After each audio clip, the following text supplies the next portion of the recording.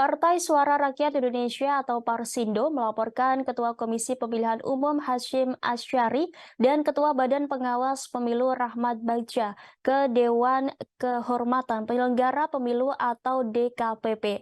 Pelaporan ini atas dasar dugaan adanya pelanggaran kode etik. Partai Parsindo menyebut dugaan pelanggaran kode etik ini lantaran memproses gugatan Partai Prima di Bawaslu. Padahal kata Parsindo, objek sengketa telah kedaluarsa. Hashim Asyari dan Rahmat Bagja dianggap telah menerabas ketentuan-ketentuan dalam UU Pemilu.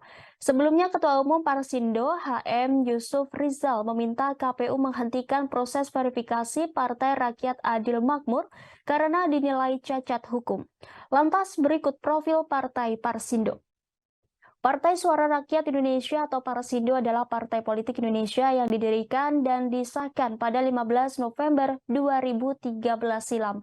Partai ini mendaftar pemilihan umum legislatif Indonesia tahun 2019, tetapi tidak lolos verifikasi putusan Bawaslu sebagaimana dilansir dari Wikipedia.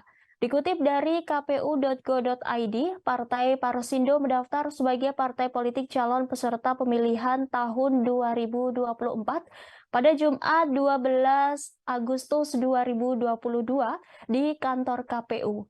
Pendaftaran dilakukan oleh Ketua Umum Yusuf Rizal, didampingi Sekretaris Jenderal Syaifunur Mazdah dan Bendahara Umum, yakni Made Dastra pada pukul 15.59 waktu Indonesia Barat. Namun KPU RI sudah memutuskan 5 parpol tidak memenuhi syarat untuk mengikuti pemilu 2024, diantaranya Partai Parsindo. Dirangkum dari beberapa sumber, Parsindo kini disebut telah dikosokong oleh Tommy Soeharto.